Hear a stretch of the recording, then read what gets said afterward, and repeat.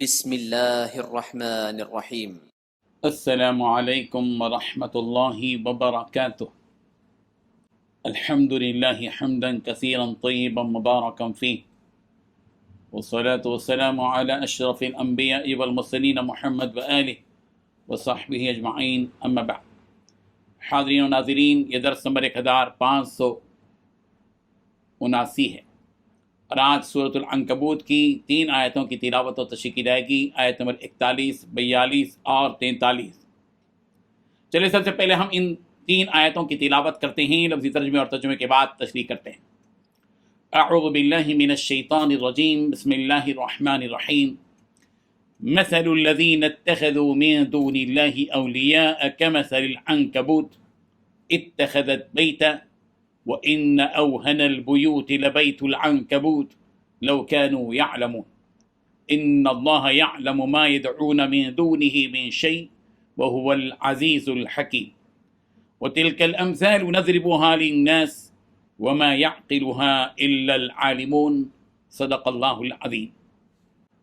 لفظی ترجمہ یوں ہے، مثل الذین اتخذوا، مثال ان لوگوں کی جنہوں نے بنائے، من دون اللہ، سوائے اللہ کے، اولیاء، کارساز، کمثلی جیسے مثال، العنکبوت، مکڑی کی، اتخذت اس نے بنایا، بیتن ایک گھر، وَإِنَّ اور بلا شبہ، اوہن البیوت سب سے زیادہ کمزور، البیوت سب گھروں سے، لبیت العنکبوت البتہ مکڑی کا گھر ہے، جالا ہے، لو کانوا یعلمون کاش کہ وہ جانتے ہوتے، ان اللہ یعلم بے شک اللہ جانتا ہے، ما یدعونا جو وہ مشرک پکارتے ہیں، من دونہ اس کے سوا، اللہ تبارک و تعالیٰ کے سوا،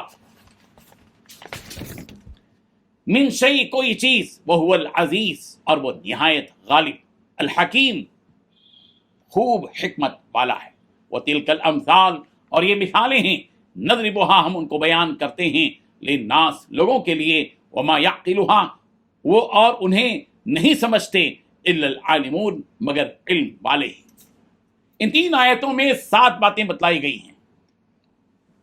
پہلی بات، ان لوگوں کی مثال جو اللہ کو چھوڑ کر دوسروں کو معبود بناتے ہیں، مکڑی کی طرح ہے جو گھر بناتی ہے۔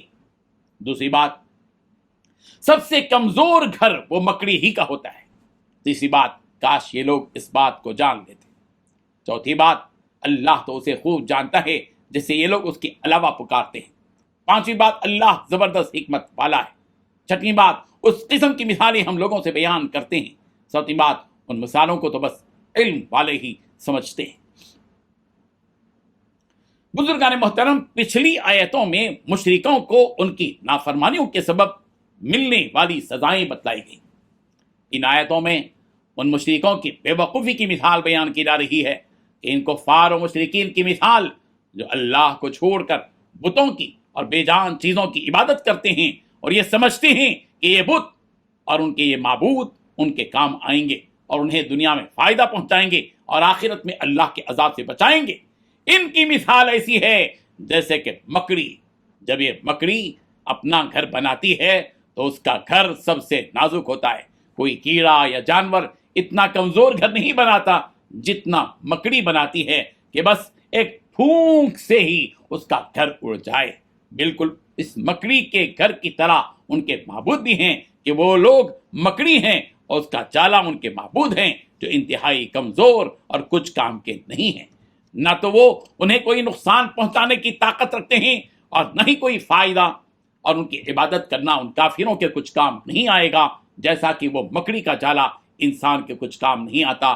نہ اسے ٹھنڈک اور گرمی سے بچا سکتا ہے اور نہ بارش سے۔ ایسے ہی یہ بت ہیں کہ نہ تو انہیں کل قیامت میں اللہ کی پکڑ سے یہ بچا سکیں گے اور نہ ان سے عذاب کو دور کر سکیں گے۔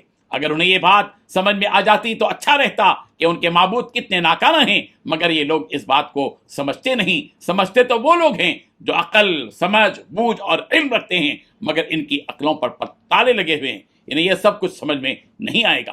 انہیں اور سمجھانے کے لیے اللہ تبارک و تعالیٰ فرما رہے ہیں کہ جس کسی معبود کی یہ اللہ کو چھوڑ کر عبادت کر رہے ہیں، اس کی حقیقت سے اللہ کو واقف ہے کہ وہ کتنا ناکرہ اور کتنا بے بس ہے کہ خود کے وجود میں آنے کے لیے وہ دوسروں کا محتاج ہوتا ہے۔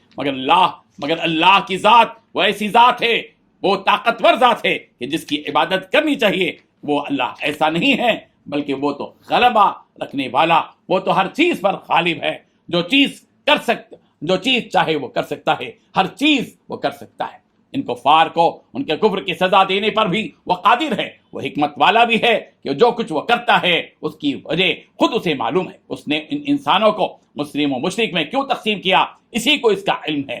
کیوں اس نے ان بے جان معبودوں کو انسان کی آزمائش کے لیے وجود بخشا، اس کی وجہ بھی اسی کو معلوم ہے۔ الغرض اس کے کاموں میں حکمت چھپی ہوئی ہے جو ہم انسانوں کی سمجھ سے بالا تر ہے۔ ہمارا تو کام ہے آمنا اور صدقنا، کہ ہم ایمان لے آئے اور ہم نے تصدیق کی۔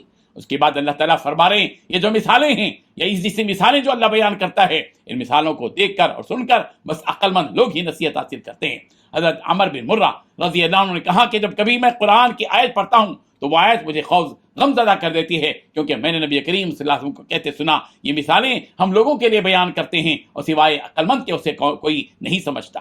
ان مثالوں سے اللہ تبارک و تعالیٰ کا مقصد یہ ہے کہ اگر کوئی عقل مند شخص کسی کے بہکاوے میں آ کر غلط راہ پکڑ لے تو اسے یہ مثالیں راہ حق پر لانے کے لیے کافی ہو جائیں گی۔ اللہ تبارک و تعالیٰ ان حقیقتوں کو سمجھنے کی ہم سب کو توفیق عطا فرمائے۔ آمین۔ وآخر دعوانا ان الحمد للہ رب العالمین۔